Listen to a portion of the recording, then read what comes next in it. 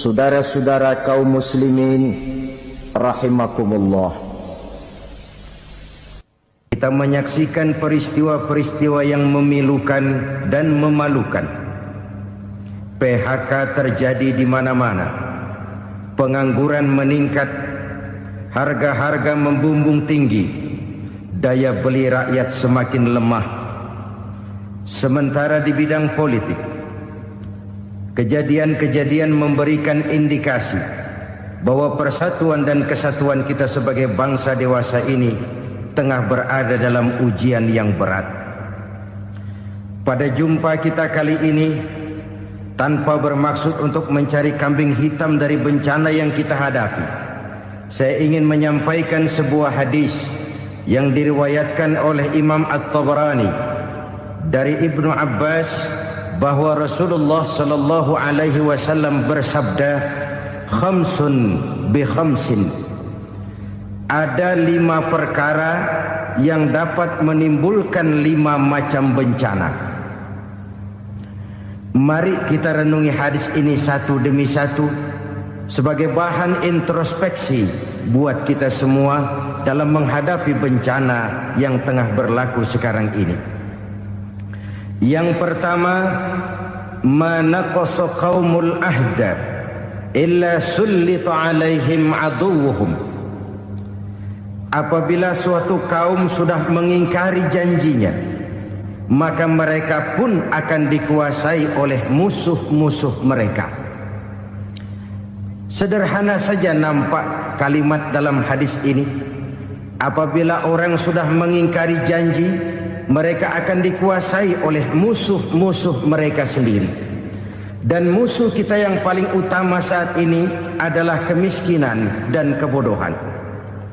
Kenapa itu terjadi? Karena kita mengingkari janji kita sendiri.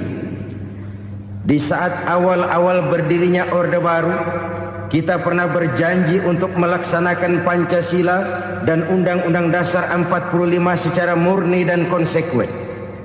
Kita berjanji bahwa kita akan menegakkan pemerintah yang bersih dan berwibawa. Itu semua pada permulaannya. Waktu demi waktu berjalan, kita lupa dengan janji yang kita ucapkan itu. Ketuhanan yang Maha Esa kita ucapkan, tapi kesetanan yang luar biasa yang kita lakukan. Kemanusiaan yang adil dan beradab yang kita dengungkan, tetapi kemanusiaan zalim dan biadab yang kita praktekkan. Sederhana saja saudara, hampir setiap pejabat pada posisi-posisi kunci, di awal-awal ia memangku jabatan itu, biasanya ia mengucapkan sumpah dengan lafaz demi Allah, bahwa dalam melaksanakan jabatan ini saya tidak akan menerima hadiah atau pemberian dalam bentuk apapun. Itu pada permulaannya. Lama-lama rupanya hadiah itu asik juga, mulai diterima. Lama-lama dirasa kurang, mulai menagih. Dan akhirnya terjadilah praktek yang disebut suap menyuap, semir menyemir, dan lain sebagainya. Kalau ini sudah menjadi kenyataan, bagaimana kita mau menegakkan pemerintah yang bersih dan berwibawa? Undang-Undang Dasar 45 menyatakan bahwa bumi, air, dan seluruh kekayaan negara dikelola oleh negara bagi sebesar-besar kemakmuran rakyat. Yang terjadi adalah bahwa kita merasa mewakili rakyat untuk menikmati harta dan kekayaan negara, sehingga rakyat banyak tidak bisa ikut menikmatinya. Menumpuklah harta itu sehingga terjadilah pepatah, gunung ditimbun, sumur digali. Yang kaya semakin kaya, yang miskin semakin terpuruk. Kita ingkar dengan janji yang kita ucapkan di awal-awal kita bergerak. Kita ingkar dengan janji pada saat kita mengatakannya dengan menyebut nama Allah, dengan mempertaruhkan nama Tuhan. Sehingga pada akhirnya jabatan pun mengalami tender. Sudah menjadi rahasia umum. Orang mau jadi lurah mesti mengeluarkan uang. Mau jadi camat mesti mengeluarkan uang. Mau jadi wali kota, bupati, bahkan gubernur, itu ada pasarannya. Secara logika, Kalau orang memperoleh satu jabatan karena banyak mengeluarkan uang, tentu pada saat ia mengeluarkan uang, ia sudah punya pemikiran, modal pasti pulang, modal pasti kembali. Kalau orang memperoleh suatu jabatan karena banyak mengeluarkan uang, maka langkah pertama yang dia lakukan setelah memangku jabatan itu ialah bagaimana uang bisa kembali, bagaimana modal bisa pulang. Kalau modal sudah pulang, pikiran berikutnya bagaimana supaya dapat untung. Lalu kapan mau bekerja untuk kepentingan rakyat? Itu nomor 18. Kemudian kalau ada proyek-proyek besar, pertanyaannya ialah bukan apakah proyek ini bermanfaat bagi rakyat, apakah proyek ini layak untuk diteruskan, tetapi yang jadi pertanyaan paling utama ialah bagian saya berapa duit dari proyek ini.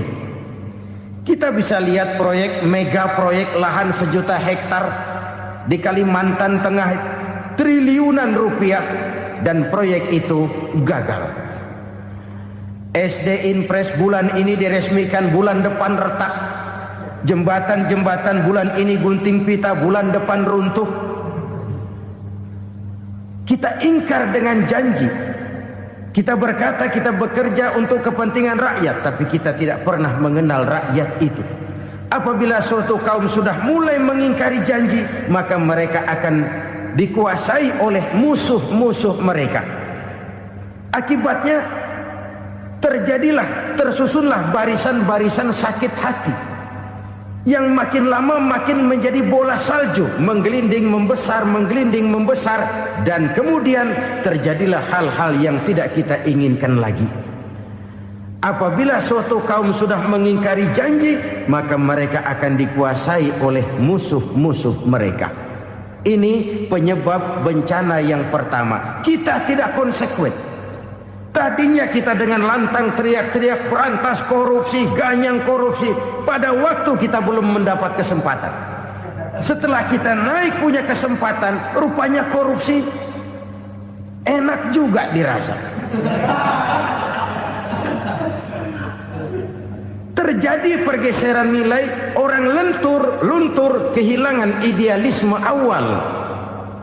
Lalu untuk menghibur diri, menutup kesalahan, kita gunakanlah pepatah bahwa tidak ada gading yang tak retak, bahwa kita harus mikul dhuwur mendem jero. Itu semua cuma sebagai dalih agar kesalahan kita tidak dibicarakan orang lain. Padahal kita sendiri yang mengingkari janji. Kita yang keluar dari komitmen awal kita. Kita berjanji melaksanakan Pancasila dan Undang-Undang Dasar 45 dengan murni dan konsekuen. Kita berjanji untuk menegakkan pemerintah yang bersih dan berwibawa. Namun dalam kenyataannya itu tidak kita laksanakan dengan sebagaimana mestinya.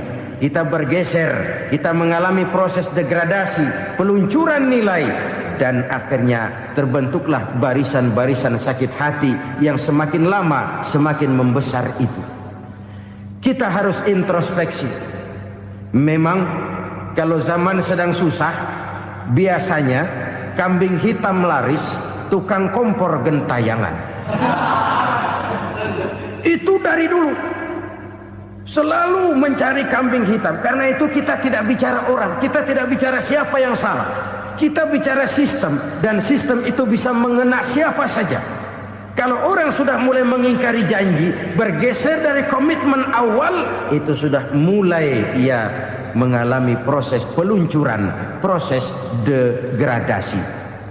Ini penyebab yang pertama. Kita tidak lagi konsekuen bahwa bumi, air, sumber daya alam adalah milik negara, dikuasai oleh negara, digunakan bagi sebesar-besar kemakmuran rakyat. Ternyata rakyat yang makmur itu tidak merupakan gambaran yang menyeluruh dari rakyat kita.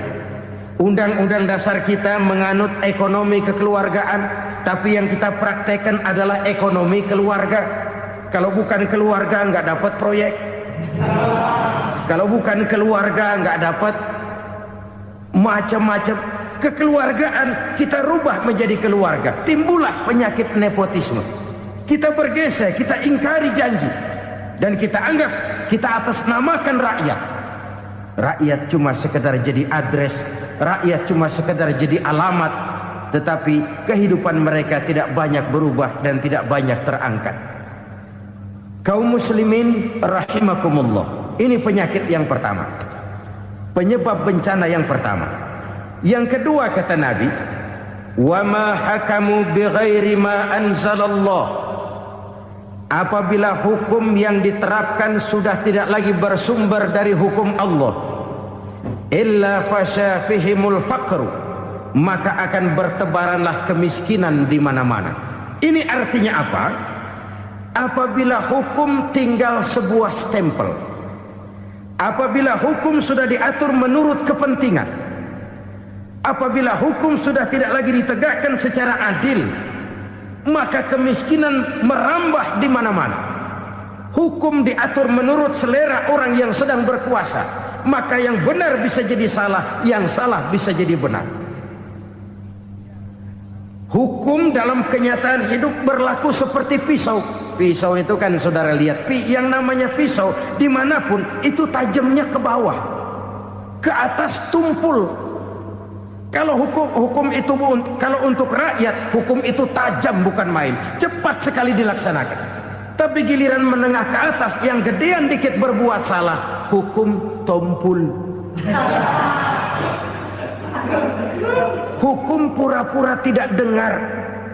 Akibatnya terluka rasa keadilan rakyat. Satu kasus rakyat diam, dua kasus rakyat diam, tiga kasus rakyat diam. Kasus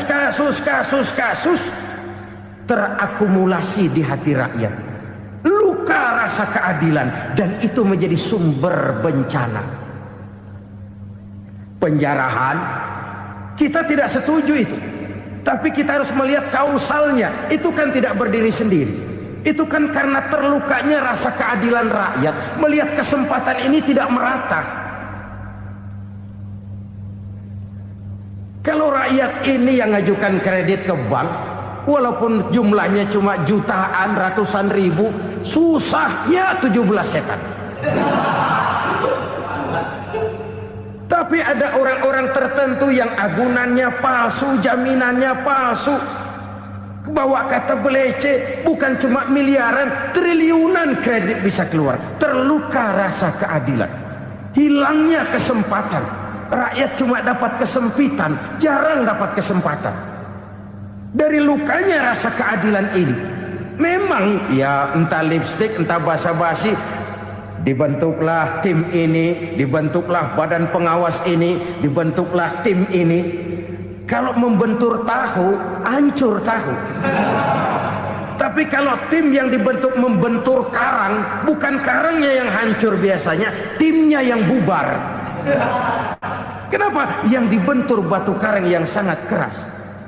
Kita main-main dengan hukum, kita tidak konsekuen dengan hukum. Luka rasa keadilan, dan itu terakumulasi. Edi Tamsil, rakyat tahu, terakumulasi, menguap begitu saja. Kasus-kasus lain rakyat tahu, menguap begitu saja. Ketidakadilan terakumulasi, mengendap di hati rakyat, menunggu ledakan. Pada saat sumbu meledak, rakyat tidak bisa dibendung lagi. Oke, kita tidak setuju dengan penjarahan, tapi jangan melihat itu sebagai peristiwa yang berdiri sendiri. Kenapa itu terjadi? Kausalnya kenapa? Oke, kita tidak setuju memang, tapi yang dijarah oleh rakyat kan memang cuma untuk perut. Yang dijarahkan beras, yang dijarahkan televisi, yang dijarahkan kulkas yang masih bisa dihitung, yang memang real untuk kebutuhan rakyat. Penjara-penjara berdasi kepala botak yang menguras uang rakyat habis-habisan, enak saja melenggang dalam kehidupan ini. Makin terluka rasa keadilan rakyat. Apabila hukum yang diterapkan sudah menyimpang dari keadilan yang diajarkan Allah, fasyafihimul fakru, bertebaranlah kemiskinan. Aneh, memalukan, memilukan. Sebuah negara agraris yang katanya pulaunya hijau royo-royo, gemari palau jenawi toto tentem kertora harjo, yang tahun 93 pernah mendapat penghargaan dari FAO, Badan Pangan Sedunia, sebagai negara yang berhasil dalam swasembada pangan. Sekarang ini kita terpaksa betul beli beras dari Vietnam, beli beras ke Kamboja, beli kedelai dari Kamboja. Kenapa? Lahan sawah kita habis ditanami pabrik. Teknologi kita, teknologi loncatan yang non-applied, tidak terpakai oleh kita. Lantas lahan yang tidak bisa kita tanami, kita paksakan lahan-lahan gambut menjadi tanah pertanian yang subur dengan biaya triliunan, dan kita gagal. Kita cari jarum dan kapak hilang. Kita mau jadi negara industri dengan loncatan teknologi yang maju, kita lupakan pola pijak kita sebagai negara agraris, dan akhirnya kita kecolongan. Lihatlah dewasa ini, rakyat kita antri sembako di mana-mana. Di sebuah negara agraris, ketidakadilan melahirkan kemiskinan, kemiskinan moral dan kemiskinan material. Kemiskinan moral, rakyat nggak percaya lagi sama pejabat. Rakyat mengalami krisis figur. Orang alah lu ngomong dah sama ember.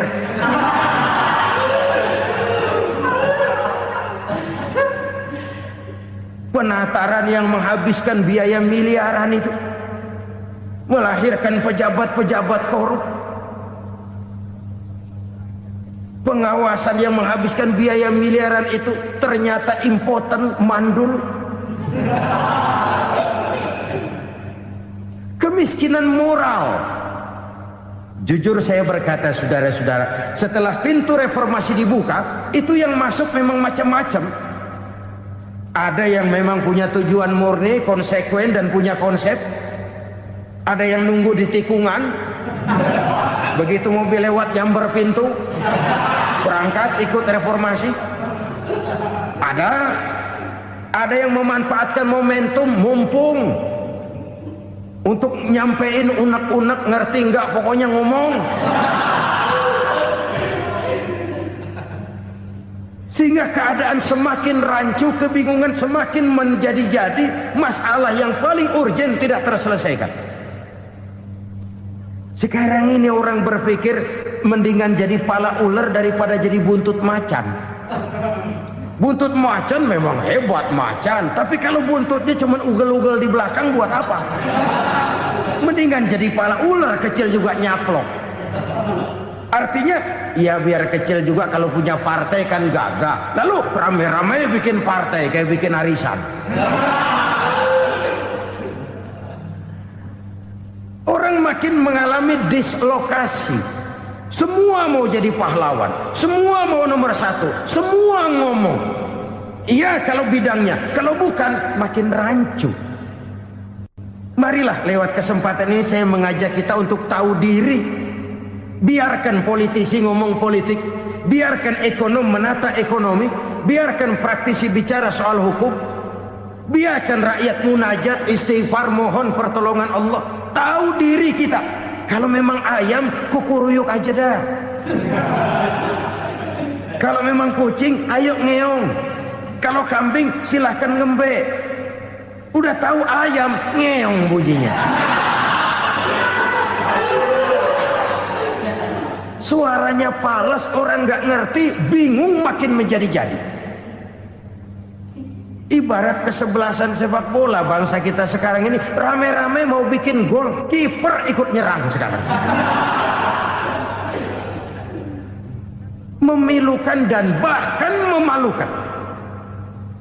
Wa ma hakamu bighairi ma anzalallah illa fasyafihimul fakru. Kalau hukum yang diterapkan sudah menyimpang dari keadilan yang diajarkan Allah, bertebaranlah kemiskinan di mana-mana. Coba sekarang ini, yang punya duit bingung, apalagi yang kagak punya duit. Yang pengusaha gede ngeluh, apalagi yang pengusaha pas-pasan. Yang kagak punya beras, yang punya beras saja masih bingung, apalagi yang nggak punya beras. Ini sudah demikian merata. Dulu kita kagum mendengar konglomerat kelas buadah, kelas-kelas yang seakan-akan cuma ada dalam khayalan mereka, punya kekayaan miliaran dolar, triliunan. Sudahlah, seolah-olah nggak terjangkau sama kita. Weh, ternyata yang gede-gede itu juga gede utangnya. Dan rontok satu demi satu. Ternyata rakyat selama ini cuma dialamatkan, cuma dijadikan address. Rakyat yang tidak banyak ngerti persoalan ini harus menanggung hidup ini begini berat, harus menanggung beban hidup ini begini tinggi. Daya beli semakin lemah, semakin terpuruk dan terpuruk, sedang keadaan belum juga banyak berubah. Yang hutang sama luar negeri itu kan bukan rakyat kecil, Ciano. Yang banyak nyimpen dolar juga kan Ciano. Rakyat kecil bocah kampung mah jangankan nyimpen dolar, ngelihat juga tumben. Kemana kita mesti bercermin? Sekali lagi saya mengatakan, maaf, kita tidak bermaksud mencari kambing hitam. Karena itu kita tidak bicara orang, kita bicara sistem, kita bicara keadaan. Beginilah yang dikatakan Nabi, penyebab timbulnya bencana, hukum yang ditegakkan tidak lagi berorientasi kepada keadilan, tapi berorientasi kepada kepentingan. Akhirnya bentuk hukum seperti pisau, tajam ke bawah, tumpul ke atas. Hukum cuma buat rakyat kecil, tetapi kelompok menengah ke atas kadang-kadang kebal dari perlakuan hukum. Maka bertebaranlah kemiskinan. Iya, kemiskinan moral berupa lukanya rasa keadilan. Kalau rasa keadilan terluka, orang kan nunggu kesempatan, saudara. Iya, dia nggak bisa ngomong. Iya, dia nggak sanggup action. Iya, dia nggak bisa tunjuk rasa, tapi hatinya kan, kapan ada kesempatan, kapan ada waktu, tunggu. Hatinya mesti begitu. Sehingga begitu ada kesempatan, terjadilah hal-hal yang tidak terhindarkan. Dan itu ekses, bukan reformasi. Jangan seperti sebuah dialog saya dengan seorang abang beca. Saya bertanya, bang, ya, abang tahu nggak reformasi? Tahu. Ustadz, apa? Pembakaran. Terus penjarahan. Lalu perkosaan. Itu reformasi. Itu yang saya lihat. Nah, itu yang dia lihat. Saya tentu tidak menyalahkan abang beca kita, karena memang itu yang dia lihat dan sejauh itu wawasannya. Tapi ini indikasi bahwa banyak rakyat kita yang belum bisa menggunakan kebebasan secara bertanggung jawab. Padahal kebebasan tanpa tanggung jawab tirani. Sebuah contoh gampang-gampangan. Saya beli radio, saya setel di kamar saya, lalu saya bilang, ini radio gue. Yang beli gue, pakai duit gue setel di kamar gue, sekeras-kerasnya, gak ada urusan sama orang lain. Itu kata saya. Tetapi tetangga saya sebelah rumah kan boleh juga ngomong begitu. Kata tetangga saya, ini mata gue, yang ngantuk gue tidur di kamar gue. Kenapa suara radio lu nyampe kemari? Artinya apa ini? Kebebasan saya nyetel radio dibatasi oleh kebebasan tetangga saya yang mau tidur. Tidak ada kebebasan mutlak. Kebebasan mutlak tanpa tanggung jawab kembali akan melahirkan tirani, kembali akan melahirkan pemaksaan kehendak. Dan itu lagi-lagi bukan demokrasi. Saudara-saudara kaum muslimin rahimakumullah. Ini penyakit yang kedua, lukanya rasa keadilan, terutama di kalangan rakyat kecil. Itu mengendap menjadi akumulasi dan menunggu giliran kapan bisa dimuntahkan. Dengan kata lain, rakyatnya udah banyak banget makan yang perutnya jadi enak, nyelam. Kapan nunggu muntahnya? Udah begini banyak akumulasi yang mereka terpendam di perut ini, sehingga ketika terjadi kesempatan itu sudah tidak terkendalikan lagi. Kita out of control. Saya tidak mentolerir sikap-sikap kekerasan. Bahkan saya lebih cenderung bahwa kalau di rumah kita banyak tikusnya, tikusnya saja racuni, jangan rumah dibakar. Bahwa ada korupsi, iya. Ada kolusi, memang. Ada nepotisme, tentu. Tetapi tikusnya saja racuni. Jangan rumah dibakar. Masa mau ngusir tikus bakar rumah? Tikusnya lari, tikusnya selamat, rumahnya ewes-ewes.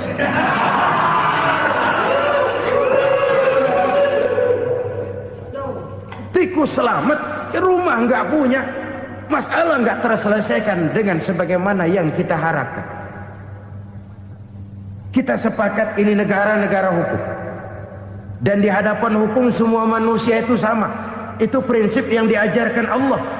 Al-musawat bainan nas fi takalifil ahkam. Semua manusia sama dalam berhadapan dengan hukum Allah Subhanahu wa taala. Kalau hukum sudah pandang bulu, itu jelas yang enak yang banyak bulunya. Siapa yang banyak bulunya? Monyet. Kalau hukum pandang bulu, monyet keenakan. Saudara-saudara kaum muslimin rahimakumullah, introspeksi. Mari kita bercermin bagaimana perjalanan hukum selama ini. Kalau introspeksi ini kita temukan, lalu ada upaya untuk memperbaiki diri. Jangan menggunakan tak ada gading yang tak retak, mikul duwur mendem jero untuk menutup-nutupi kesalahan orang. Padahal kesalahan itu sedemikian besar. Padahal rakyat kita tiap hari antri sembako. Ada yang sehari sekali makan. Ada yang makan sudah bercampur tiwul. Ada yang nasi sudah dicampur pisang, balik jadi orok lagi. Macam-macam upaya rakyat untuk menangsal perut ini.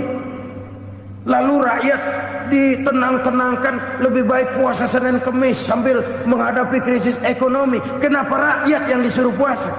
Kenapa bukan pejabatnya yang puasa lebih dulu untuk kemakmuran rakyat? Kalau rakyat yang memang perutnya udah gepeng disuruh puasa, makin krempeng perutnya. Artinya pejabat harus punya sense of politik. Ya, tidak, puasa itu kan tidak cuma Senin Kemis saja. Puasa itu puasa perasaan, puasa menghargai perasaan yang sedang kondisi yang sedang dihadapi oleh rakyat.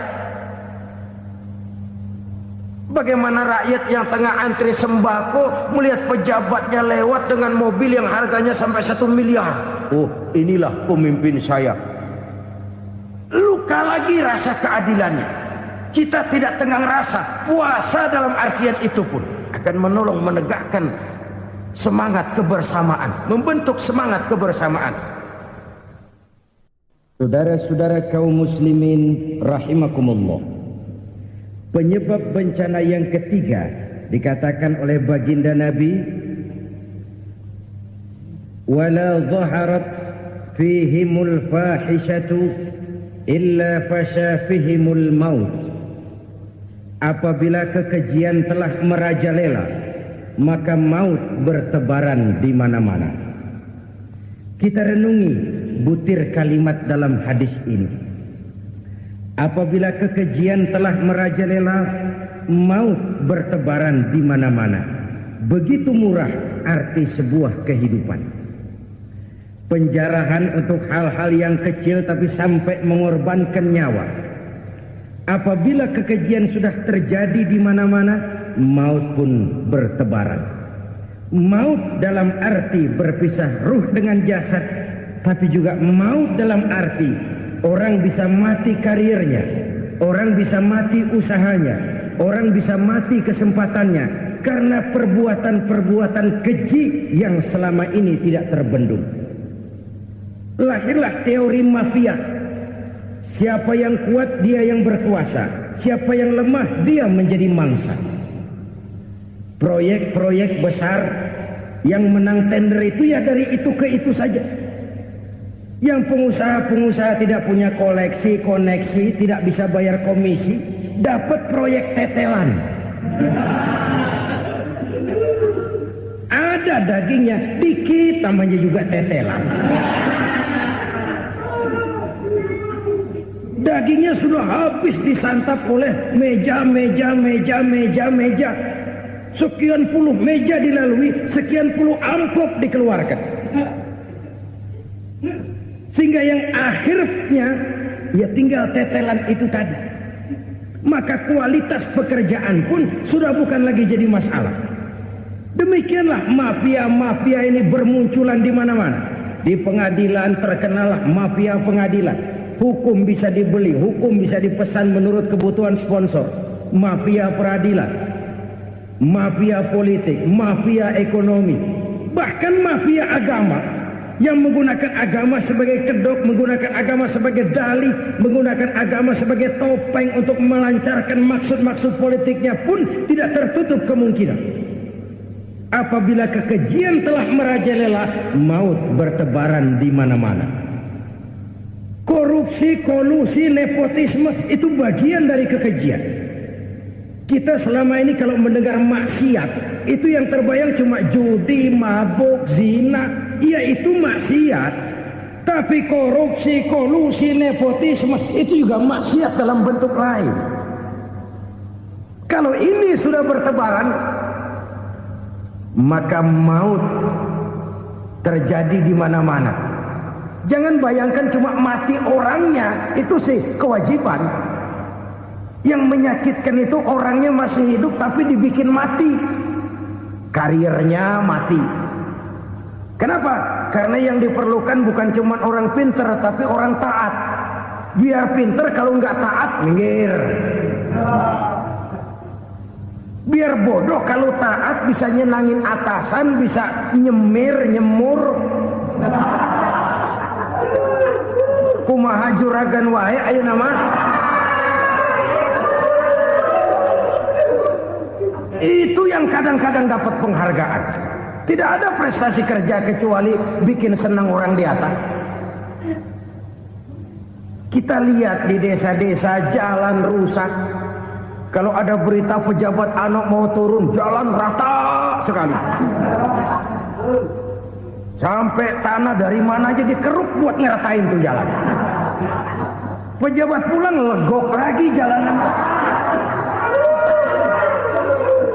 Katanya kita kerja buat rakyat, nyatanya kita cuma melayani atasnya. Kenapa? Terjadi lingkaran setan. Seperti kata lagu Dul Sumbang itu. Mahasiswa takut sama dosen, dosen takut sama dekan, dekan takut sama rektor, rektor takut sama menteri, menteri takut sama presiden, presiden takut sama mahasiswa. Lemuter balik lagi. Lingkaran setan. Lingkaran setan. Saudara-saudara kaum muslimin rahimakumullah. Kekejian yang merajalela, praktek-praktek mafia yang tertuang dalam kehidupan sehari-hari menyebabkan orang mati karirnya, jasad masih hidup, karir mati, itu menyakitkan. Mati bisnisnya. Rakyat kecil pernah senang ketika cengkeh booming, harganya bagus, rakyat banyak yang pergi haji. Lalu mau ditata, lahir tata niaga cengkeh, malah amburadul. Harga cengkeh jatuh, petani cengkeh kecil menjerit. Siapa yang untung? Segelintir orang. Masihkah kita pakai atas nama rakyat untuk kepentingan nasional, padahal yang nyanyi cuma segelintir orang? Masihkah kita mau bohongi rakyat ini dengan mobil nasional tapi bikinan Korea? Masihkah kita mau bermain verbalisme, bermain kata?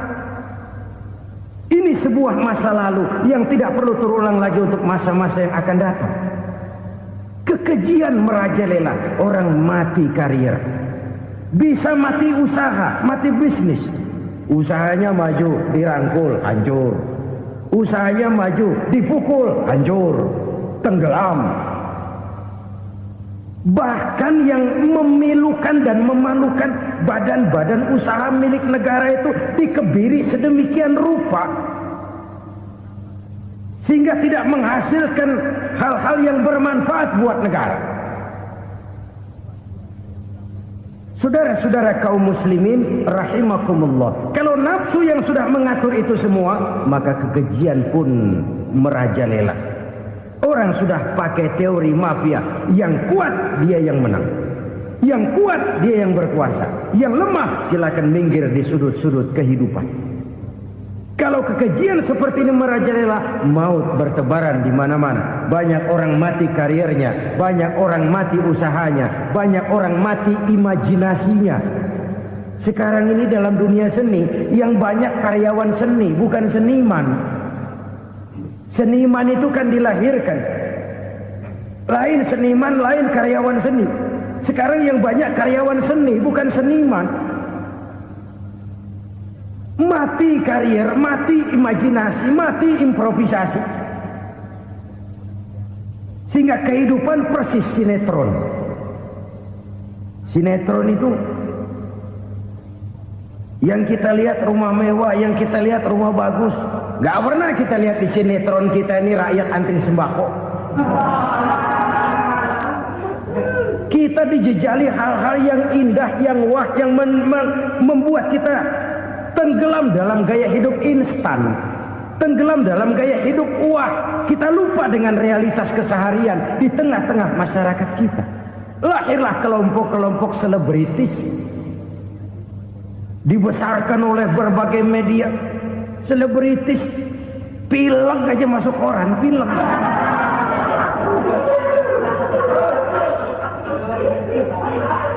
Rakyat yang pingsan antri beras nggak masuk koran.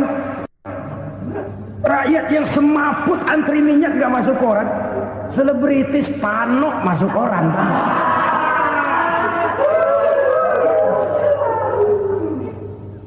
Kita besarkan hal-hal kecil, kita kecilkan hal-hal besar.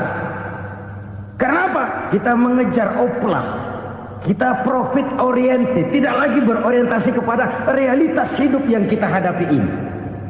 Kalau kekejian sudah merajalela, kata Nabi, maka maut bertebaran di mana-mana.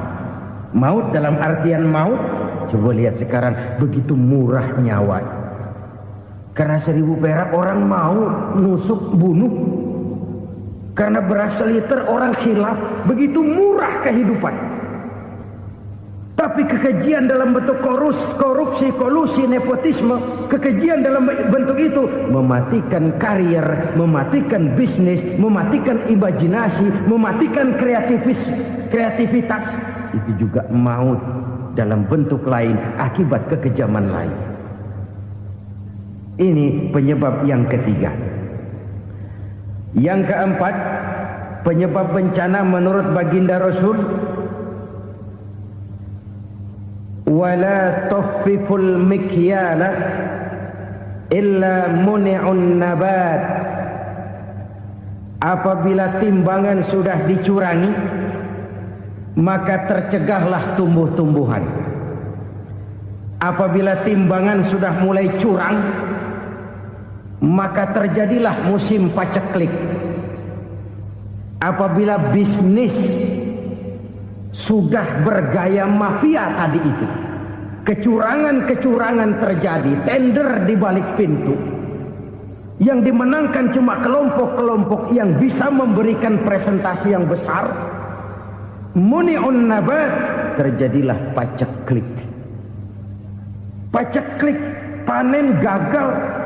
Wereng, ya wereng. Kemarau panjang, it's okay. Air sulit, iya. Tetapi kan semua itu ada yang ngatur. Kemarau ada yang ngatur, belalang itu ada yang ngatur, air itu juga ada yang ngatur. Yang ngatur itu yang serba maha.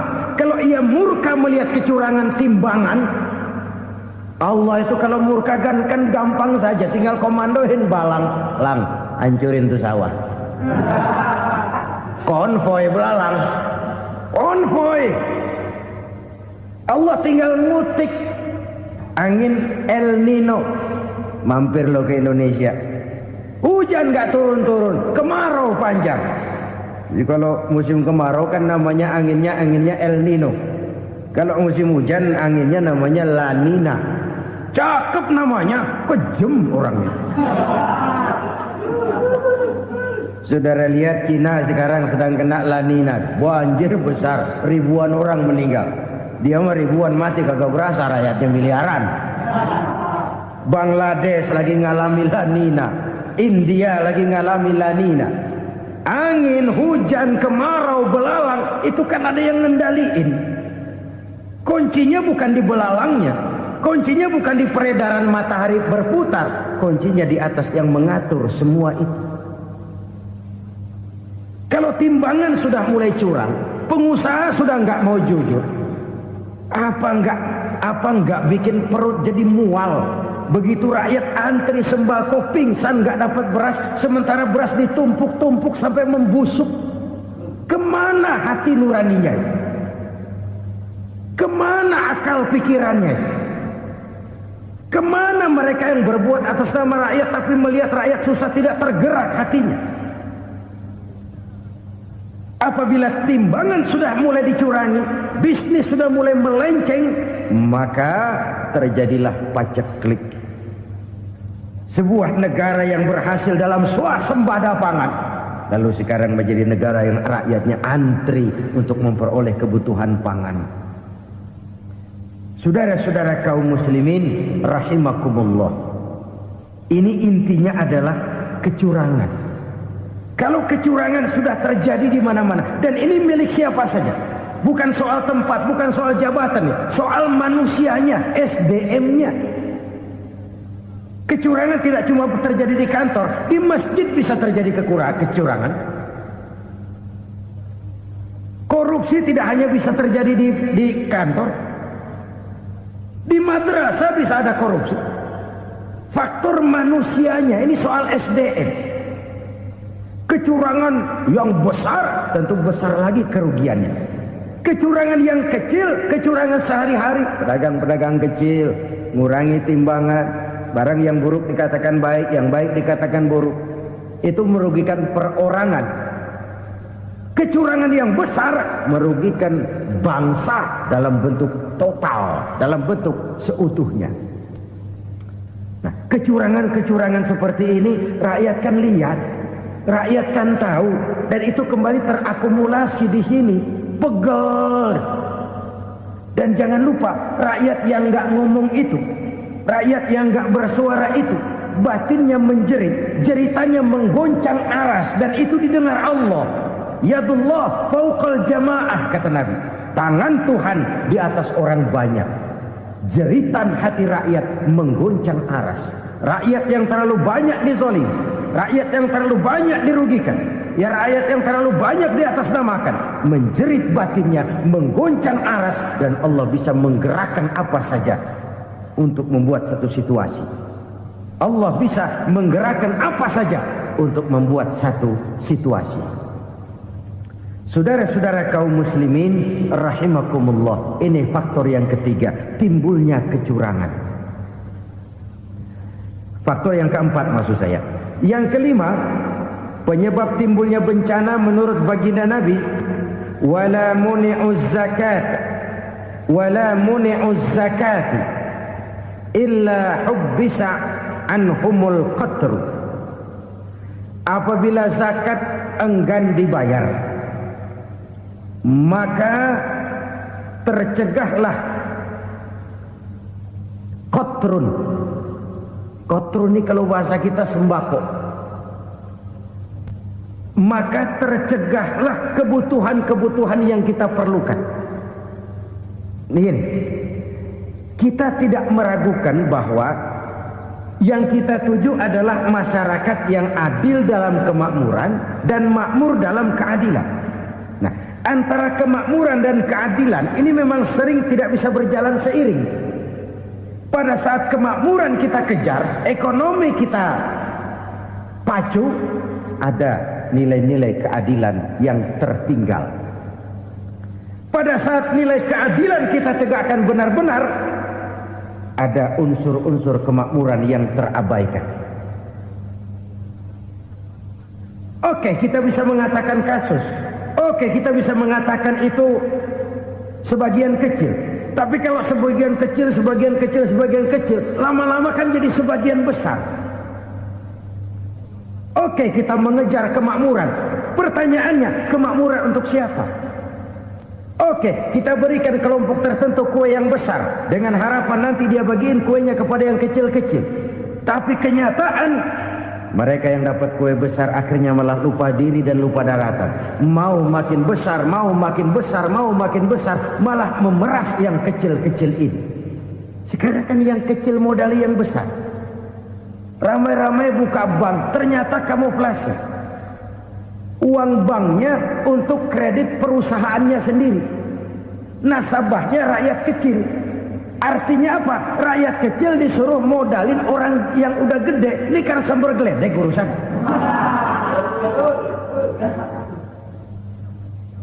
Ini kan permainan apa lagi? Rakyat kecil suruh modali yang gede.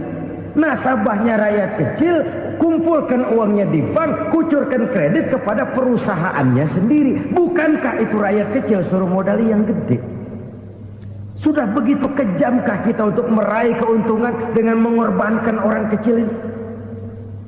Sudah tidak bicara lagi kah nurani kita melihat penderitaan orang yang semakin susah ini?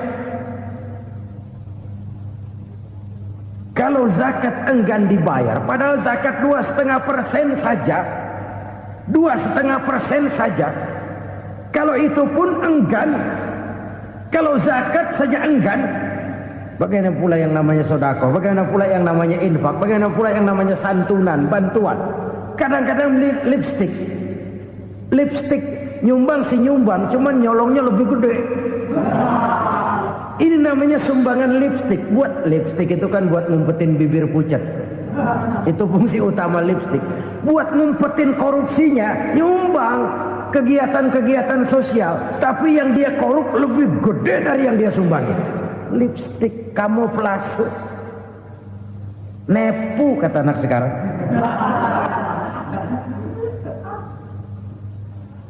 Saudara-saudara kaum muslimin rahimakumullah.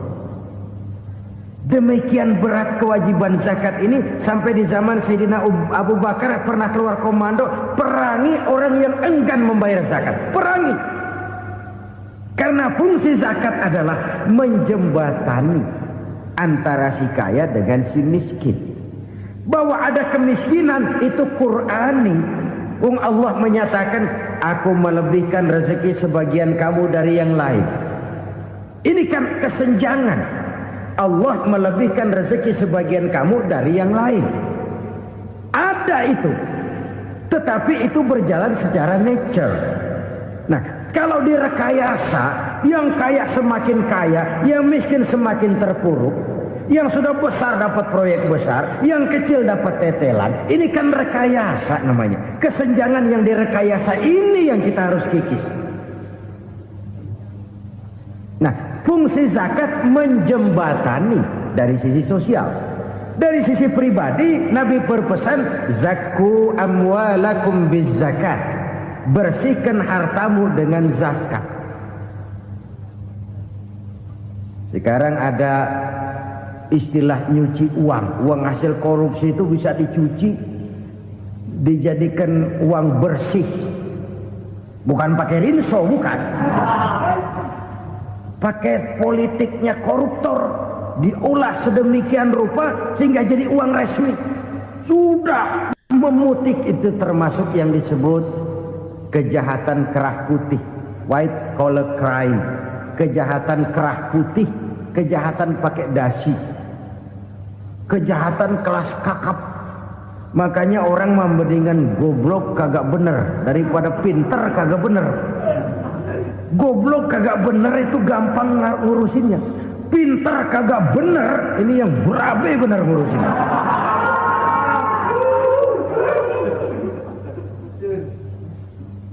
Kita bukan cuma perlu orang pintar kok di zaman sekarang. Kita perlu orang-orang bener yang punya komitmen, yang sesuai kata dan perbuatan, yang bisa merasakan apa yang dirasakan oleh rakyat, yang punya sense of politik yang tinggi, yang peka, yang penuh keterbukaan, yang punya wawasan dan pandangan jauh ke depan. Dari sisi pribadi, zakat itu membersihkan harta kita. Ya, dia tercampur dengan yang subuhat, dia bahkan mungkin tercampur dengan sedikit-sedikit yang haram. Itu zakku amwalakum bizzakat. Bersihkan hartamu dengan zakat itu. Pada sisi sosial ia menjembatani, pada sisi pribadi ia membersihkan harta kita. Karena itu kalau kita minta berdoa minta rezeki, syarat rezeki itu halalan thayyiban wasi'an. Enggak pernah kurang dari 3 itu. Halal, bagus, banyak. Halal, bagus, tapi sedikit, susah ngaturnya. Halal, banyak, tapi kurang bagus. Buat apaan? Bagus, banyak, tapi haram. Enggak ada artinya.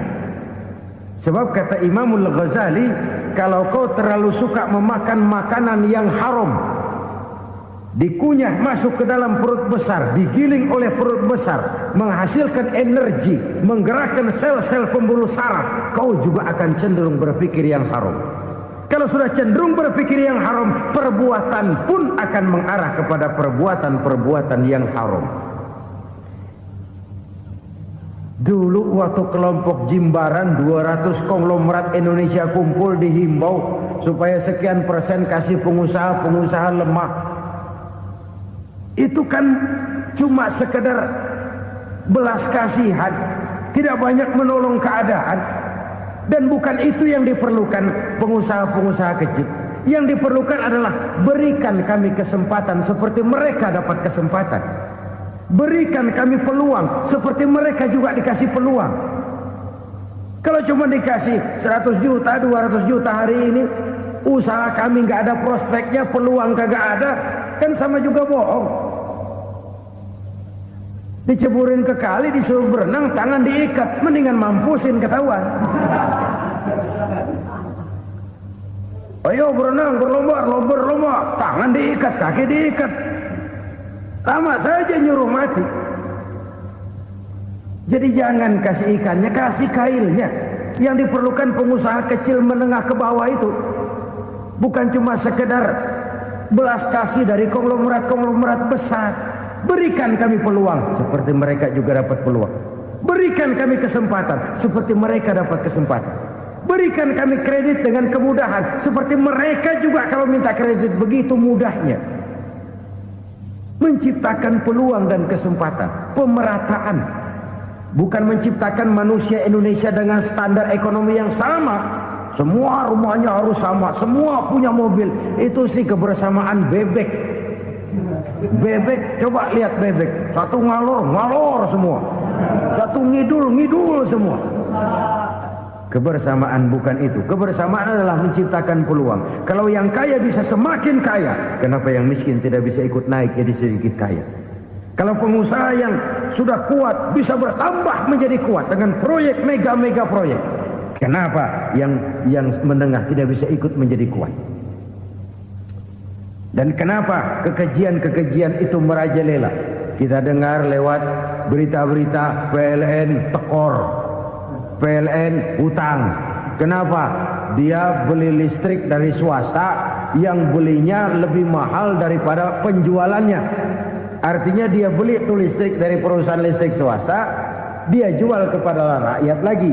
Harga jualnya lebih murah daripada dia beli kepada swasta. Kenapa? Ada tekanan lagi tuh. Biasa siklus lagi. Hukum Boyle. Atas neken, paling bawah gepeng. Ya kita nih rakyat kecil, emang nasibnya gepeng terus. Saudara-saudara kaum muslimin rahimakumullah, dari 5 penyebab bencana ini kita ambil kesimpulan untuk sebuah renungan dan introspeksi kita bersama. Pertama, mengingkari janji. Padahal janji itu yang lebih tinggi nilainya adalah di hadapan Allah Subhanahu wa taala. Baik wakil-wakil rakyat di parlemen maupun pemimpin-pemimpin rakyat di dalam kabinet, apabila memangku suatu jabatan, selalu mereka mengawali dengan sumpah, dan sumpah itu dimulai dengan demi Allah. Sadarkah kita pada saat itu kita ucapkan bahwa kita sudah mempertaruhkan Allah untuk jabatan yang kita pegang? Kita sudah mempertaruhkan nama Allah untuk posisi yang dipercayakan kepada kita. Sadarkah kita bahwa menyia-nyiakan itu satu dosa yang sangat besar, yang tidak hanya kepada Allah tetapi juga kepada rakyat yang kita wakili, kepada rakyat yang kita pimpin. Malas berusaha. Orang kalau sudah terlalu asik berkhayal, menghitung bintang di langit, malas berusaha. Kalau ada temannya kerja jadi buruh kasar, bawa hasil yang merupakan jeripaya dan peras keringat dia, satu minggu bergaji 10-15 ribu, diketawain. Apaan gaji lu 10 ribu 15 ribu? Entar gua nih kalau tembus 100 juta entar. Yang 10 ribu dan 15 ribu keringat orang itu dihina, itu dicela. Tetapi dia selalu menghitung, entar nih gua. Entarnya wallahu a'lam. Saudara hadirin yang saya muliakan, timbullah sikap malas. Padahal di tengah negara sedang membangun di berbagai bidang kehidupan. Maka sifat malas ini merupakan musuh kita. Baik mengejar kemiskinan, baik mengejar kebodohan dan keterbelakangan kita di sektor-sektor lainnya. Alangkah akan terganggunya roda pembangunan di negara kita ini jikalau sebagian besar rakyat dihinggapi oleh penyakit malas, yang malas ini dilatar belakangi oleh penyakit tulul amal, terlalu muluk angan-angan, yang angan-angan ini dininabobokan oleh keinginan untuk mendapatkan untung yang besar tanpa peras keringat dan banting tulang. Sasaran yang lebih jauh, dan ini yang paling kita khawatirkan, hancurnya kubu-kubu pertahanan moral daripada bangsa kita. Kita sependapat bahwa lebih penting daripada membangun jembatan adalah membangun manusia yang membangun jembatan. Bahwa lebih penting daripada mengaspal jalan raya adalah membangun mental manusia yang melaksanakan pengaspalan itu. Dengan kata lain, membangun dan mempersiapkan manusia pembangunan. Tanpa itu, maka saya merasa khawatir kalau nanti kita tidak akan sampai kepada target yang kita harapkan oleh karena kandas di tengah jalan. Saudara-saudara kaum muslimin rahimakumullah, Islam sebagai agama yang mengajarkan manusia untuk berusaha dan mengeluarkan segala kemampuan untuk melaksanakan segala usahanya itu, sangat membenci sifat malas, sangat membenci sifat tulul amal atau panjang angan-angan.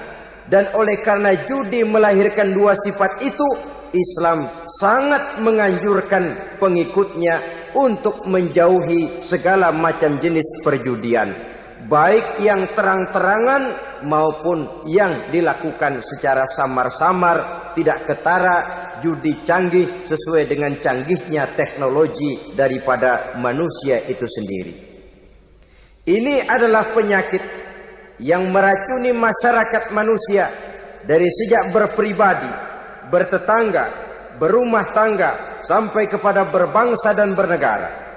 Dan kasus-kasus yang timbul sudah cukup banyak, yang tidak mungkin lagi kita katakan hanya sekedar bersifat kasuistis, bersifat kasus-kasus kecil saja. Sebelum riaknya naik ke permukaan, marilah kita membuat benteng untuk masing-masing pribadi muslim memelihara dan menjaga diri, jangan terseret dalam permainan yang bernama judi, apapun bentuknya, bagaimanapun cara dan ragamnya. karena jelas bahayanya lebih besar daripada manfaatnya. Taruhlah kita barangkali kemarin-marin hanyut dalam arus perjudian, tetapi hendaknya kita bisa mengambil pelajaran bahwa seorang mukmin adalah seorang yang apabila dia melakukan kesalahan, dia segera sadar, dijadikannya pelajaran untuk tidak diulanginya lagi pada masa-masa yang akan datang. Dengan sikap semacam itu, kita tidak lagi akan mengulangi kesalahan-kesalahan lama, dan grafik kehidupan kita dari hari ke hari akan makin menunjukkan hal-hal yang baik dan positif adanya. Saudara-saudara kaum muslimin rahimakumullah, kalau ABRI masuk desa, rakyat beruntung. Kalau jaksa masuk desa, rakyat bahagia. Kalau koran masuk desa, rakyat ikut jadi cerdas. Tapi kalau judi masuk desa, rakyat kiamat. Pembangunan akan terbengkalai, roda perekonomian akan lesu, karena mestinya orang membelanjakan uang untuk sesuatu yang dia perlukan, akhirnya dia belanjakan untuk sesuatu yang dia tidak perlukan, karena gambaran khayalan akan mendapat keuntungan yang jauh lebih besar lagi. Padahal istilah orang-orang tua kita dulu, lebih baik makan singkong betulan daripada makan roti ngimpi. Artinya uang yang 1.000-2.000 rupiah itu lebih baik dibelikan beras, dimasak, makan bersama anak dan istri, terasa nikmat dan halalnya, ketimbang beli kertas lalu ngelamun, menghayal, menghitung yang bukan-bukan. Itu kertas dibolak madep mulon, dibolak madep mudik, diputar sana, diputar sini, akhirnya palanya ikut muter. Kira-kira apa yang cocok? Masih belum puas, kertas dilihat, orang gila ditanyain. Sudah tahu waras, orang gila yang ditanya. Masih belum puas, nanya orang gila, tidur di kuburan. Allahu Akbar. Padahal di rumahnya tempat tidurnya empuk, anget, nggak ada nyamuk. Kuburan, tidur di kuburan. Dampak-dampak negatif yang semacam ini pada gilirannya mau atau tidak mau akan menyeberang kepada garis akidah, membahayakan dan mengancam nilai-nilai tauhid yang kita miliki. Sudah kertas dibolak-balik, tidak puas, orang gila ditanya. Orang gila ditanya belum maram, tidur di kuburan. Barangkali ada bisikan. Saudara hadirin yang saya muliakan, memang walaupun wahyu sudah berhenti, tapi Allah masih memberikan ilham kepada hamba-hambanya yang dikehendakinya. Tetapi ilham itu bentuknya positif. Kalau saudara pagi-pagi berniat, tahu-tahu datang pikiran nanti malam mau ngaji, itu namanya ilham. Kalau saudara sedang merenung, tahu-tahu datang pikiran, saya mau sedekah, itu namanya ilham, bentuknya positif. Tapi kalau ngelamun, tahu-tahu datang pikiran nomor sekian pasang, itu bukan ilham, itu belis.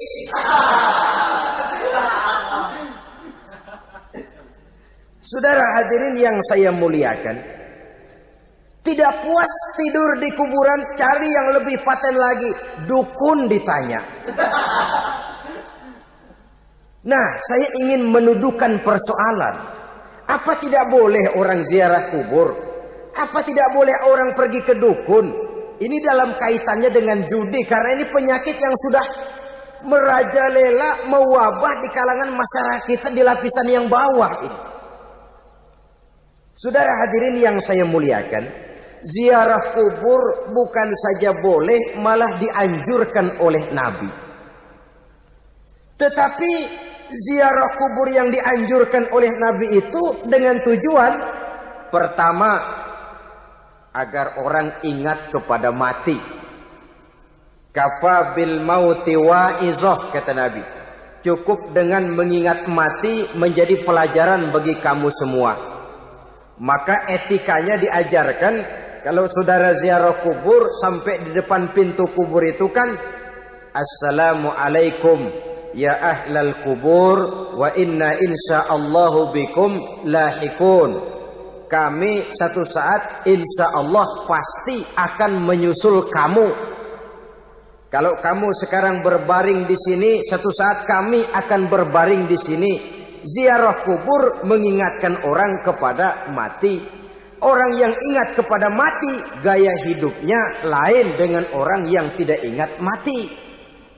Nah, orang kalau nggak ingat mati, gaya hidupnya nggak terkontrol. Kalau dia berkuasa, Fir'aun. Itu nggak ingat mati. Kalau dia kaya, Korun. Sudah gambarannya nggak merupakan gambaran-gambaran yang baik. Orang yang ingat mati, dia berkuasa, dia berlaku adil. Satu saat saya akan mati dan ini akan dimintakan pertanggunganjawab. Orang kaya ingat mati, dia akan jadi pemurah. Kenapa? Kalau saya diberikan ilmu, pertanyaan akhirat cuma satu, ilmumu kau amalkan untuk apa? Kalau saya diberikan umur panjang, pertanyaan akhirat cuma satu, umurmu kau habiskan di mana? Tapi jikalau saya diberikan harta, pertanyaan akhirat ada dua. Hartamu kau dapat dari mana, kau belanjakan kemana?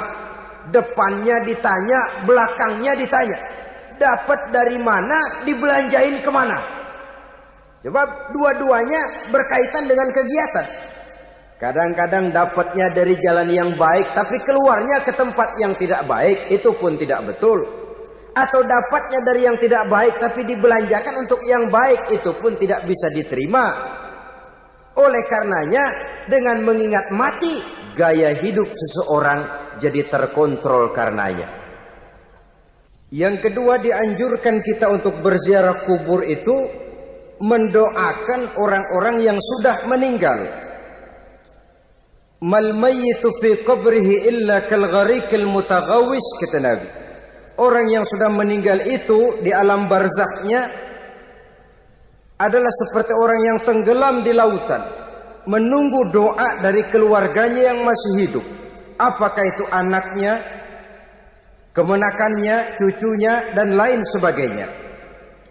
Adapun yang kalau kita ziarahi itu kuburnya orang-orang yang kita tahu merupakan orang soleh, orang yang berjiwa bersih, yang kita kenal ketakwaannya kepada Allah Subhanahu wa ta'ala, tidak ada salahnya kita bertabarruk, asal jangan dengan satu keyakinan bahwa dia secara mandiri bisa mendoakan kita. Dia hanya bisa melakukan itu hanya dengan izin Allah. Nah, umumnya orang kalau sudah ziarah ke kubur-kubur keramat itu, Allahnya kelupaan. Itu yang dikhawatirkan merusak dan mengganggu akidah. Sehingga di awal-awal perkembangan Islam, Nabi pernah melarang orang ziarah kubur itu. Ini bisa kita simak dari hadis, kuntu nahaitukum an ziyaratil qabri fazuruha. Dahulu aku pernah melarang kamu untuk ziarah kubur. Adapun sekarang kalau mau ziarah, ziarahlah kamu. Kata-kata dulu aku pernah melarang kamu, itu menggambarkan bahwa pada permulaan perkembangan Islam, nilai keimanan para sahabat masih rapuh, masih lemah, masih memerlukan pembinaan. Sehingga kalau mereka sering ke kubur, dikhawatirkan mereka minta kepada kubur. Nah, tetapi tatkala nilai keimanannya sudah mapan, sudah kuat, kata Rasul, fazuruha. Adapun sekarang kalau mau pergi berziarah, ziarahlah kamu. Saudara hadirin yang saya muliakan, jadi jangan melupakan Allah. Saya bisa saja berkata, kalau saya misalnya pakai cincin, lalu saya bilang, saya sejak pakai cincin ini, jangan anak gadis, nenek-nenek ngelihat saya lemes. Atau sejak pakai cincin ini, dagangan laris bener. Cincin itu yang menggelincirkan akidah. Untuk tidak tergelincir, orang harus tidak melupakan Allah. Dia bisa berkata, alhamdulillah Allah memberikan keistimewaan kepada batu cincin saya. Batu cincinnya tidak apa-apa, Allah yang memberikan keistimewaan.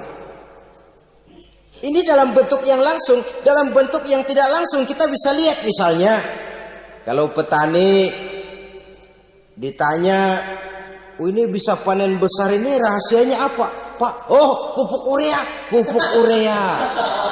Nah, Allah nomor 16.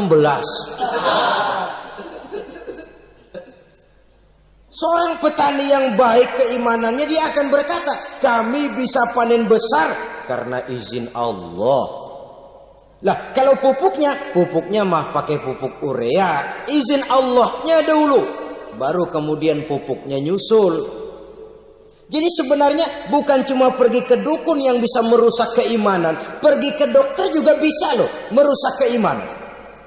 Kalau berkeyakinan bahwa dokter itulah yang memberikan sembuh, kenapa akidah saudara tidak tergelincir karenanya?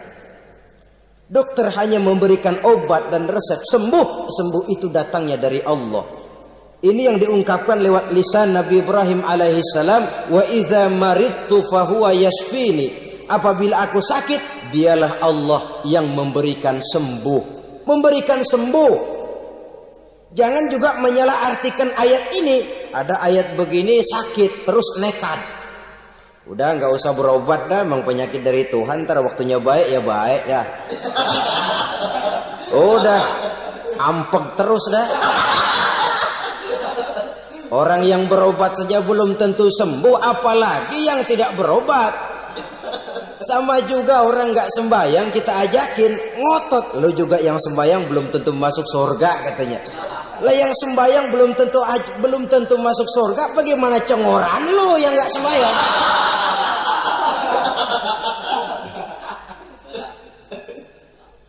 Saudara hadirin yang saya muliakan, kaum muslimin yang berbahagia. Jadi dengan demikian, maka jangan menghilangkan Allah. Kita, ajaran pokok dalam Islam adalah ajaran tentang tauhid. Nah, tauhid ini menyangkut mengesahkan Allah, baik di dalam zatnya, baik di dalam sifatnya, baik di dalam perbuatannya, baik di dalam beribadah kepadanya. Tauhid dalam ibadah itu ada. Tauhid dalam zat artinya zat Allah itu tidak tersusun, tidak terdiri dari bagian-bagian yang bisa dipecah-pecah. Ya seperti kita ini kan ada kepala, ada kaki, ada tangan. Allah tidak tersusun zatnya dari bagian-bagian. Esa zatnya tidak bisa dibagi-bagi. Esa sifatnya artinya Allah itu sifatnya tidak pernah berubah. Sejak dahulu sampai sekarang Allah itu cinta kepada orang beriman yang melakukan kebaikan. Dan Allah benci kepada orang kufur yang melakukan kejahatan. Mustahil satu saat Allah berubah. Orang kufur yang berbuat kejahatan didemenin, orang mukmin yang berbuat kebaikan dikeselin. Misalnya tahun 2000 Tuhan giliran jengkel sama orang mukmin. Itu mustahil, dia esa di dalam sifatnya. Lain dengan sifat kita manusia. Sifat kita ini kan relatif. Ada saatnya kita senang, lain saat yang kita senang betul kita caci maki. Hari ini kita caci maki, besok kita puji. Lihat teman kaya, habis kita omongin. Boleh jadi dia kaya, kenapa? Dukunnya 36. Begitu kita habis caci maki begitu, dia datang ngasih duit sama kita. Cacian itu bisa berubah menjadi pujian. Lu ya emang bukan main dah. Sifat kita itu relatif, bisa terpengaruh oleh situasi dan kondisi. Saudara hadirin yang saya hormati, kaum muslimin yang berbahagia, Allah juga esa di dalam perbuatannya. Artinya di dalam menciptakan apapun yang akan diciptakan oleh Allah, di dalam melakukan apapun yang akan dilakukan oleh Allah, tidak terikat kepada faktor lain, tidak memerlukan bantuan lain, Dia adalah mutlak. Nah, kemudian kita mengesahkan Allah dalam zatnya, mengesahkan Allah dalam sifatnya, mengesahkan Allah dalam perbuatannya, belum tentu berarti kita mengesahkan Allah dalam ibadahnya. Sebab banyak orang yang yakin betul Allah itu esa, teguh dengan pendiriannya. Tuhan lu siapa? Allah. Allah bagaimana? Esa. Bagaimana kalau 2? Kagak. 3? Enggak. Mantap. Soal tahlil paten. Tapi dalam ibadah kadang-kadang dia tidak mentauhidkan Allah. Ini makna wa ma umiru illa liya'budullaha mukhlisin. Kami tidak memerintahkan kepadamu kecuali untuk beribadah kepadaku, kata Allah, dengan ikhlas. Beribadah kepada Allah dengan ikhlas itu artinya apa? Beribadah hanya untuk Allah saja. Nah, kalau hanya untuk Allah saja, lalu kita minta berdoa di depan kuburan orang yang soleh, apa syirik? Tidak syirik. Kalau kita berkeyakinan bahwa orang tempat kita memanjatkan doa itu hanya bisa mendoakan kita dengan izin Allah. Dia sendiri tidak punya kekuasaan apa-apa. Tanpa izin Allah, dia tidak bisa berbuat apa-apa. Itu tidak menyebabkan orang menjadi syirik. Sama saja dengan kalau saya berkata tadi, alhamdulillah Allah telah memberikan keistimewaan kepada batu cincin saya. Apa salahnya Allah memberikan keistimewaan kepada benda-benda mati? Allah memberikan keistimewaan kepada Hajar Aswad, benda mati. Allah memberikan keistimewaan kepada Masjidil Haram, benda mati. Allah memberikan keistimewaan kepada Ka'bah, benda mati. Orang tawaf keliling Ka'bah, sembahyang di Masjidil Haram, sujud menghadap kepada Ka'bah. Apakah jadi syirik? Tidak. Kita tidak menyembah Ka'bahnya, kita menyembah yang punya Ka'bah itu. Nah, di sini kita lihat bahwa fungsi Ka'bah hanya merupakan wasilah. Tapi kalau Allahnya kita hilangkan, jadilah kita penyembah batu. Hanya saja batu itu berbentuk 4 bernama Ka'bah. Sa'i, orang yang melaksanakan haji, lari-lari antara Safa dan Marwah, amalan apa itu? Seakan-akan kita menghormati bukit-bukit, gunung-gunung. Tapi bukan itu yang kita tuju dalam pelaksanaan sa'i itu. Yang kita tuju adalah ini perintah Allah. Allahnya yang diutamakan. Maka hal semacam ini tidak menyebabkan orang menjadi syirik dan tergelincir dari tauhid. Tapi kalau ziarah kubur dengan niat cari buntutan, cari nomor yang cocok, ini niatnya saja sudah salah. Nah, kalau berangkat dengan niat yang salah, sampai di sana saya yakin, seyakin-yakinnya amalannya pasti salah. Lah, kubur yang diziarahin bukan kubur orang soleh. Ya mana ada orang soleh ngasih kode buntut. Ada juga orang salah, bukan orang soleh itu. Kadang-kadang dia nggak tahu kuburan siapa, nongkrong aja di situ. Memang sulit, saudara-saudara. Mental ya, namanya mental. Kalau memang mental sudah mental judi, apa saja bisa dijudiin. Jadi orang nggak perlu sebenarnya pemerintah terlalu gini, nggak usah. Kembali saja kepada mental. Kalau mental memang sudah mental judi, apaan aja bisa dijudiin. Pulang tengah malam nabrak babi, babi yang keluar nih.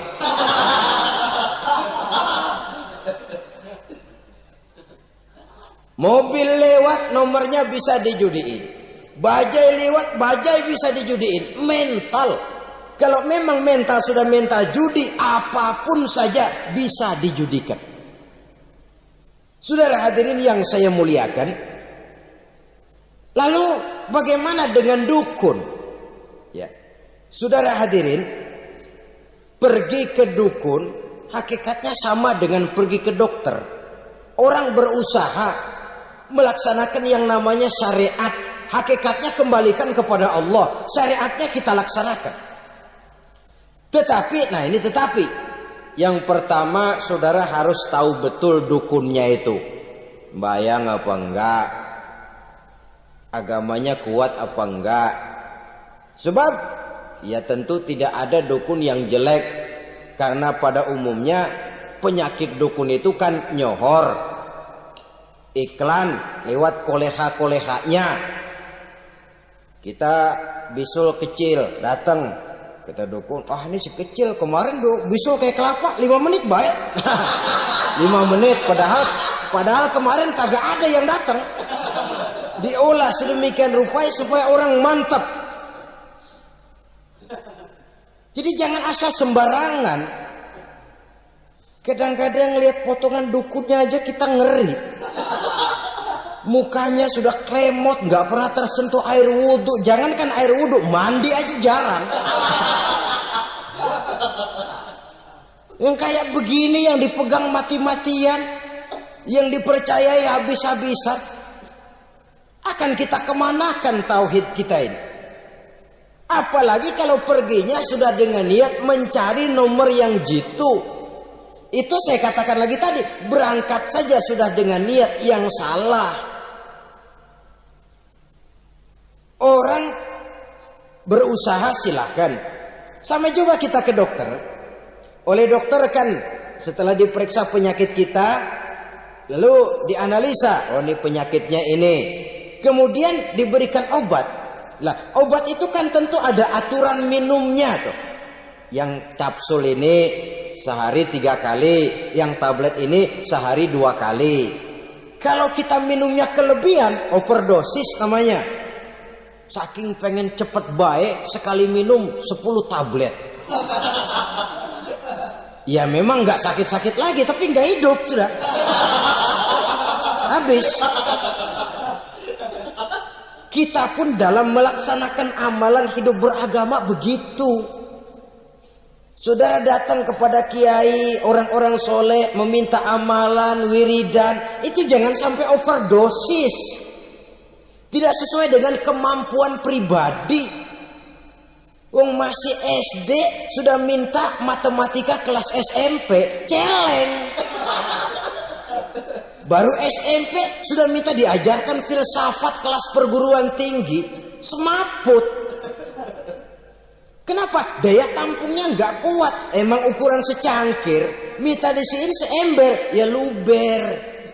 Lebihnya nggak cukup. Kenapa? Yang diberikan, yang diamalkan tidak sesuai dengan makomnya, tidak sesuai dengan kemampuan yang ada pada dirinya. Saudara hadirin yang saya muliakan, akhirnya apa? Mencelakakan dirinya sendiri. Ngawur. Baru sembahyang seminggu udah ngaku ketemu malaikat. Sembahyang ditemenin malaikat. Lah sembahyang baru seminggu mulai. Itu malaikat iseng amat.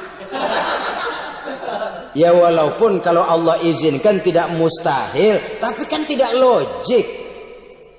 Orang yang melaksanakan ibadah puluhan tahun memerlukan riyadhah dan latihan, khusyuk dan tawadhu, penuh tazallul, merendahkan diri di hadapan Allah, belum tentu mendapat karunia yang semacam itu. Saudara hadirin yang saya muliakan, jadi dengan kata lain, yang pertama lihatlah dulu kualitas dukun yang akan saudara datangi itu. Ini kualitas black apa kualitas white? Aspal apa cat putih? Sehingga jangan sampai kita salah pilih. Sebab biasanya orang kalau sudah hanyut di kali, rumput pun dia pegangin. Dia tahu kalau rumput tidak akan bisa menahan bobot badannya, tapi karena posisinya posisi terjepit, rumput pun dia pegang. Ini satu gambaran psikologis betapa orang dalam keadaan panik, kepepet, kejepit, yang tidak mestinya dipegang pun akan dipegangnya juga. Walaupun dia tahu itu tidak akan bisa menahan bobot badannya, namun dipegangnya juga.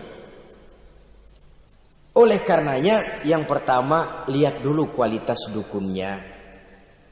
Yang kedua, saudara-saudara, jangan berkeyakinan bahwa dukun itulah yang memberikan permintaan saudara. Si dukun hanya bisa dengan izin Allah. Malas berusaha. Orang kalau sudah terlalu asik berkhayal, menghitung bintang di langit, malas berusaha. Kalau ada temannya kerja jadi buruh kasar, bawa hasil yang merupakan jerih payah dan peras keringat dia, 1 minggu bergaji 10-15 ribu, diketawain. Apaan gaji lu 10 ribu 15 ribu? Entar gua nih kalau tembus 100 juta entar. Yang 10 ribu dan 15 ribu keringat orang itu dihina, itu dicela. Tetapi dia selalu menghitung, entar nih gua. Entarnya wallahu a'lam. Saudara hadirin yang saya muliakan, timbullah sikap malas. Padahal di tengah negara sedang membangun di berbagai bidang kehidupan.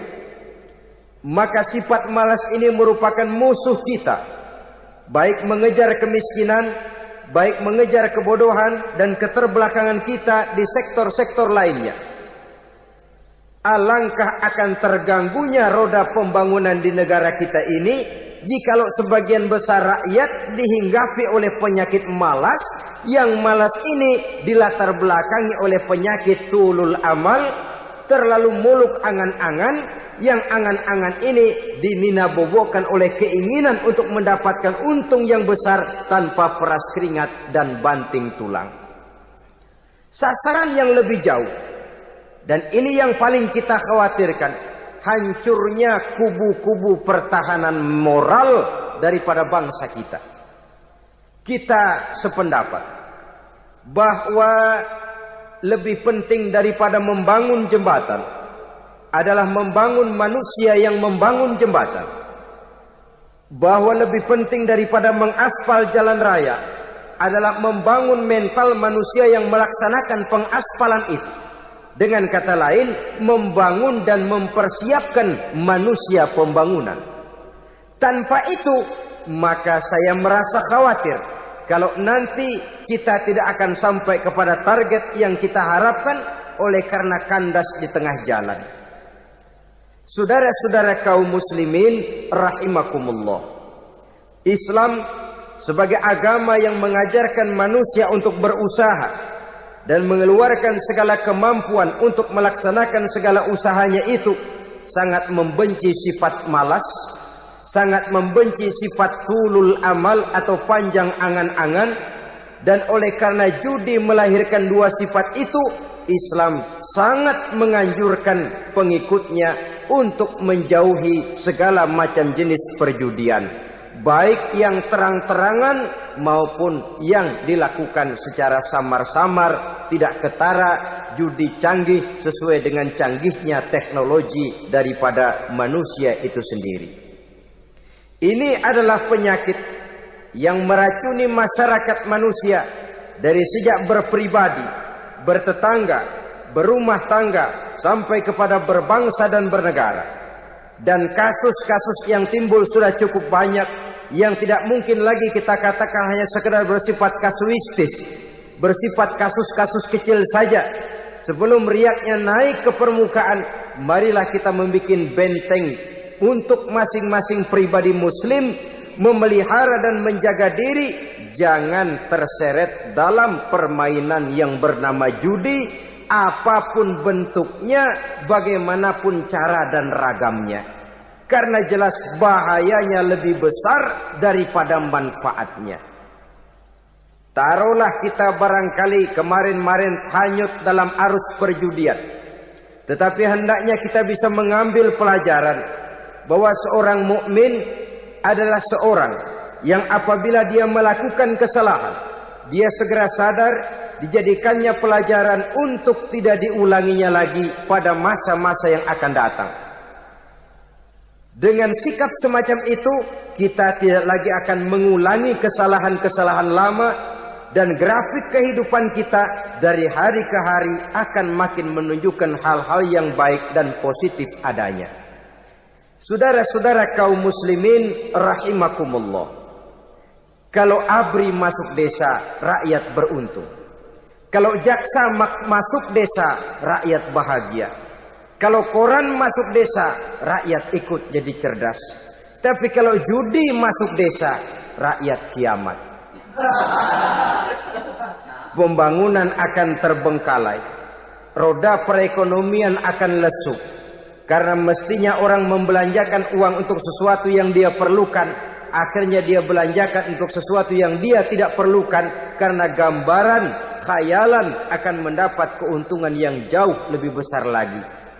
Padahal istilah orang-orang tua kita dulu, lebih baik makan singkong betulan daripada makan roti ngimpi. Artinya, uang yang 1.000-2.000 rupiah itu lebih baik dibelikan beras, dimasak, makan bersama anak dan istri, terasa nikmat dan halalnya, ketimbang beli kertas lalu ngelamun, menghayal, menghitung yang bukan-bukan. Itu kertas dibolak madep ulon, dibolak madep mudik, diputar sana, diputar sini, akhirnya palanya ikut muter. Kira-kira apa yang cocok? Masih belum puas, kertas dilihat, orang gila ditanyain. Sudah tahu waras, orang gila yang ditanya. Masih belum puas, nanya orang gila, tidur di kuburan. Allahu Akbar. Padahal di rumahnya tempat tidurnya empuk, anget, nggak ada nyamuk. Kuburan, tidur di kuburan. Dampak-dampak negatif yang semacam ini pada gilirannya mau atau tidak mau akan menyeberang kepada garis akidah, membahayakan dan mengancam nilai-nilai tauhid yang kita miliki. Sudah kertas dibolak-balik tidak puas, orang gila ditanya. Orang gila ditanya belum maram, tidur di kuburan. Barangkali ada bisikan. Saudara hadirin yang saya muliakan, memang walaupun wahyu sudah berhenti, tapi Allah masih memberikan ilham kepada hamba-hambanya yang dikehendakinya. Tetapi ilham itu bentuknya positif. Kalau saudara pagi-pagi berniat, tahu-tahu datang pikiran nanti malam mau ngaji, itu namanya ilham. Kalau saudara sedang merenung, tahu-tahu datang pikiran, saya mau sedekah, itu namanya ilham, bentuknya positif. Tapi kalau ngelamun, tahu-tahu datang pikiran nomor sekian pasang, itu bukan ilham, itu belis.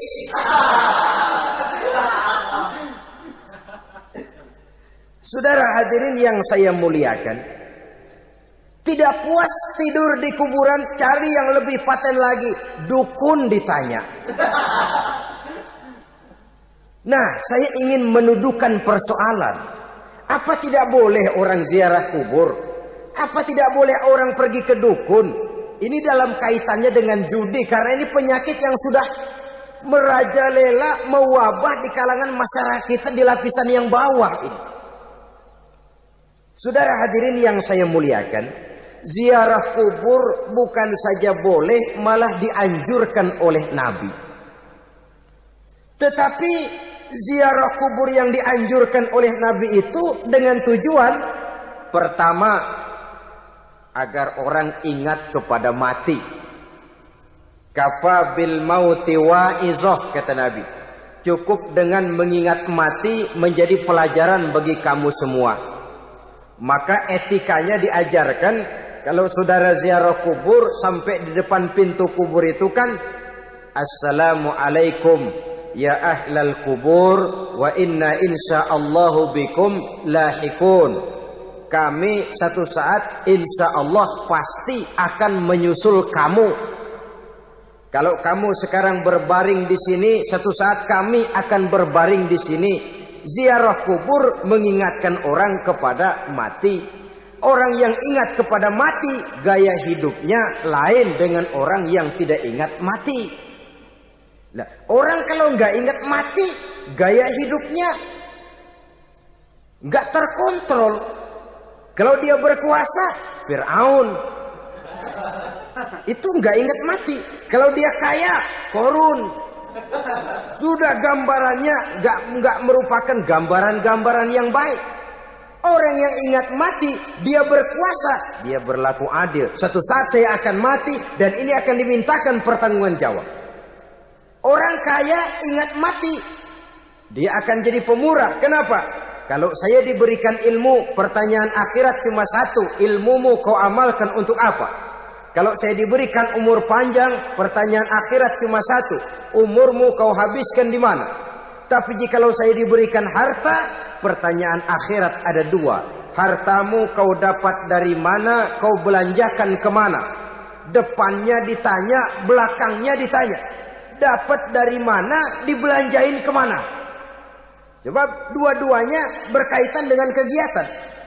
Kadang-kadang dapatnya dari jalan yang baik, tapi keluarnya ke tempat yang tidak baik, itu pun tidak betul. Atau dapatnya dari yang tidak baik, tapi dibelanjakan untuk yang baik, itu pun tidak bisa diterima.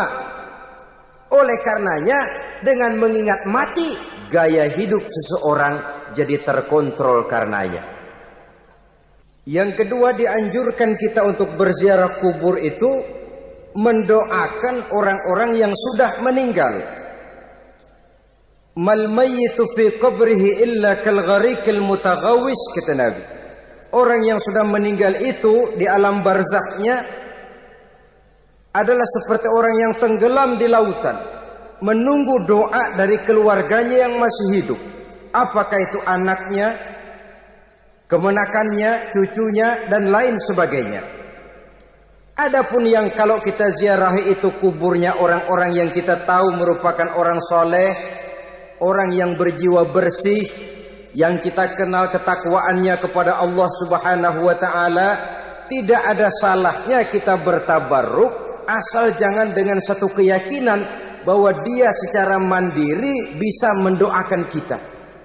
Dia hanya bisa melakukan itu hanya dengan izin Allah.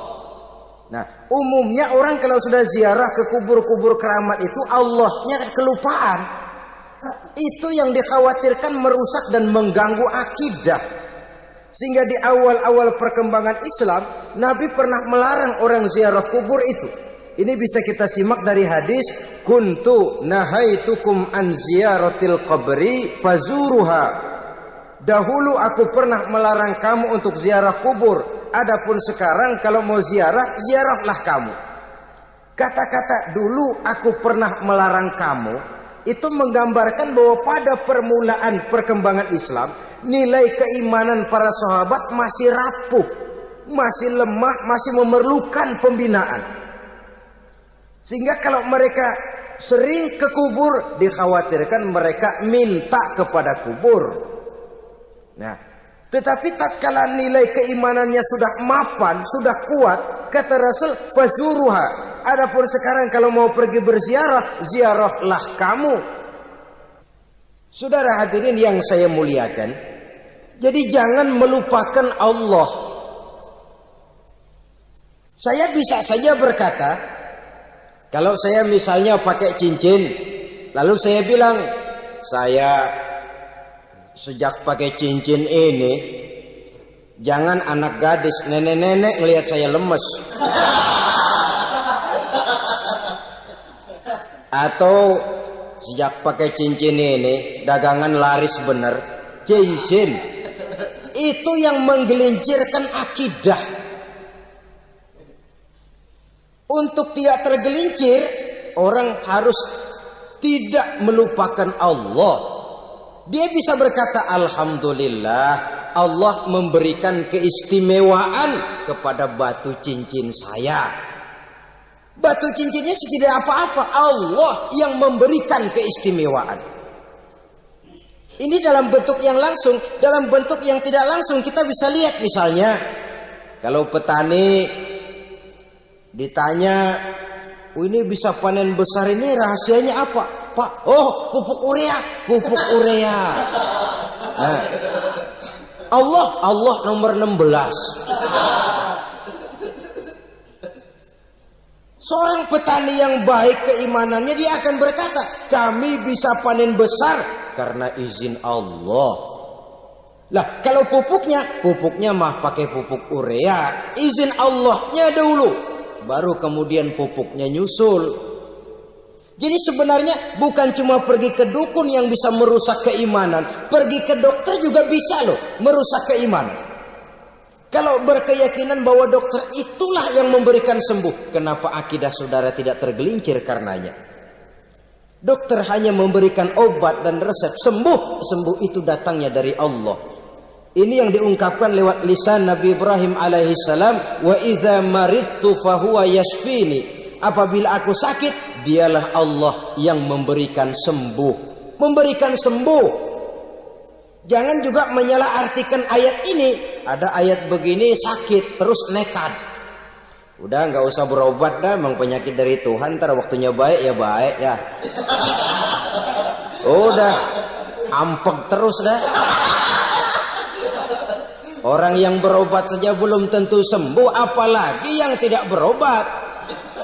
Sama juga orang nggak sembahyang kita ajakin ngotot, lo juga yang sembahyang belum tentu masuk surga katanya. Lah yang sembahyang belum tentu masuk surga, bagaimana cengoran lo yang nggak sembahyang?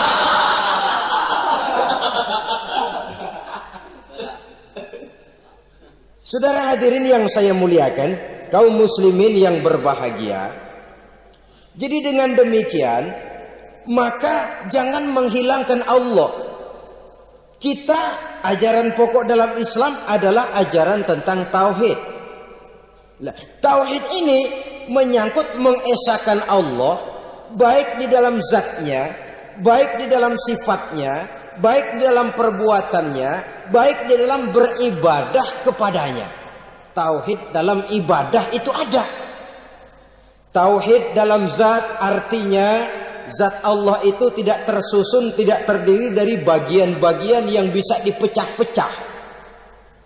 Ya seperti kita ini kan ada kepala, ada kaki, ada tangan.